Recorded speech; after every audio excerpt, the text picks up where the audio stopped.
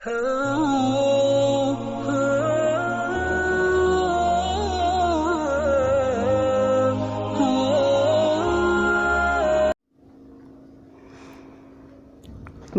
آج کی اس ویڈیو میں ہم آب زمزم کے تعلق سے بات کریں گے۔ آپ حضرات جانتے ہیں کہ آب زمزم کی مذہب اسلام میں بڑی اہمیت اور بڑی عقیدت ہے۔ لوگ آب زمزم کا بڑا احترام کرتے ہیں، اور جب حجاج کرام مکہ مکرمہ سے زمزم کا پانی لے کر کے آتے ہیں، یا زائرین عمرے پر جاتے ہیں اور وہاں سے پانی لے کر کے آتے ہیں، تو ملنے جلنے والے احباب اس کی فرمائش کرتے ہیں اور بڑی عقیدت سے، بڑی محبت سے اس کو پیتے ہیں۔ تو آج کی اس ویڈیو میں ہم زمزم کی تاریخ بیان کریں گے۔ اس کی ابتدا اور تاریخ تو مشہور ہے، صحیح احادیث کے اندر بھی اس کا بیان آیا ہے۔ اس کا واقعہ بہت مشہور ہے کہ جب اسماعیل علیہ السلام جو ابراہیم علیہ السلام کے لخت جگر تھے، اور بڑھاپے کے اندر اللہ تعالیٰ نے ان کے گھر میں یہ چشم و چراغ پیدا کیا تھا، جب اللہ نے ان کو اور ان کی والدہ کو وادی بیابان کے اندر چھوڑنے کا حکم دیا، تو حضرت ابراہیم علیہ السلام اللہ کے حکم سے اپنے بیٹے اسماعیل اور اپنی بیوی کو مسجد حرام کے اوپری حصے میں، جہاں سے زمزم کا چشمہ جاری ہوا، کعبے کے قریب چھوڑ آئے۔ اس وقت مکے میں نہ تو کوئی آدمی تھا نہ پانی۔ ابراہیم علیہ السلام نے انہیں وہاں بٹھا دیا اور ان کے پاس ایک چمڑے کے تھیلے میں کھجوریں اور مشکیزے میں پانی رکھ دیا۔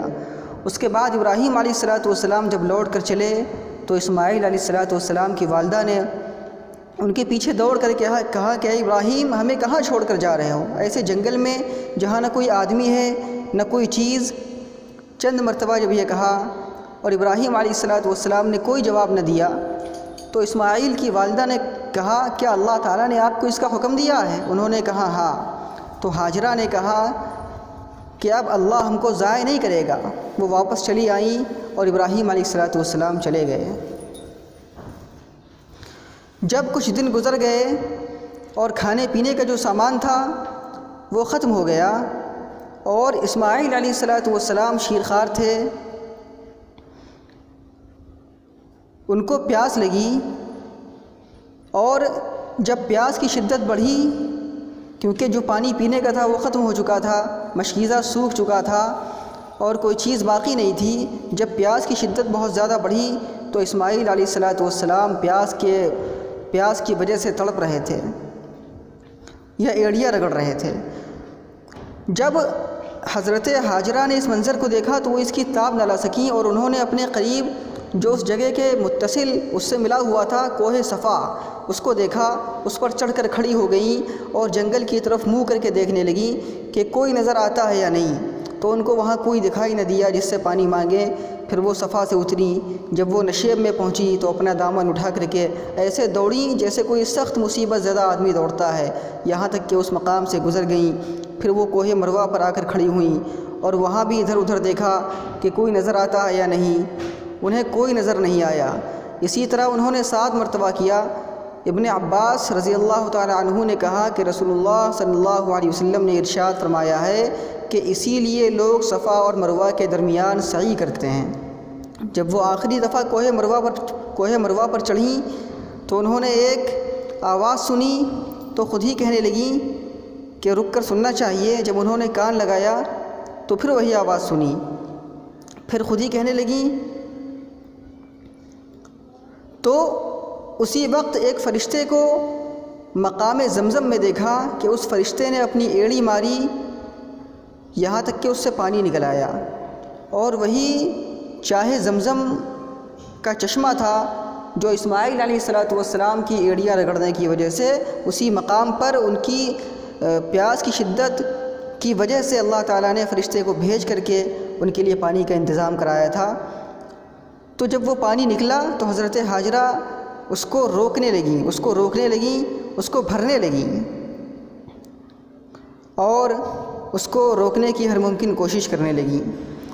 یہ زمزم کے نکلنے کی تاریخ ہے کہ کس طریقے سے زمزم نکلا۔ بعد میں مختلف ادوار کے بعد ایک دور وہ آیا جب قبیلے بنو جرہم وہاں سے چلے گئے اور اس کے بعد وہ بیر زمزم کو بھی بند کر کے چلے گئے، اس طرح بند کر کے چلے گئے کہ وہ زمین کے ہموار ہو گیا، اس کا نام و نشان بھی باقی نہ رہا۔ اب بنی جرہم کے چلے جانے کے بعد بنی اسماعیل مکے میں واپس آ گئے اور آباد ہو گئے، مگر بیر زمزم کی طرف کسی نے کوئی توجہ نہیں کی کہ اتنا زمانہ گزر گیا ہے، اس کا نام و نشان بھی نہ رہا۔ یہاں تک کہ جب مکے کی حکومت اور سرداری عبد المطلب کے قبضے میں آئی اور ارادہ خداوندی اس طرف متوجہ ہوا کہ چاہے زمزم جو ایک عرصے سے بند اور بے نام و نشان پڑا ہے اس کو ظاہر کیا جائے، تو رؤیائے صالحہ یعنی سچے خواب کے ذریعے سے عبد المطلب کو اس جگہ کے نشانات دکھائے گئے اور اس کنویں کو کھودنے کا حکم دیا گیا۔ چنانچہ خواب میں جو جگہ بتائی گئی تھی عبد المطلب نے اسی جگہ میں کھدائی شروع کی اور اس کے بعد وہ کنواں وہاں سے نکل گیا۔ وہ علامات ان کو خواب میں بتا دیے گئے تھے کہ اس طرح کھودو۔ اسی طریقے سے جب اس کنویں کو کھودا تو کنواں کھودنے کے بعد وہاں سے زمزم کا کنواں نکلا۔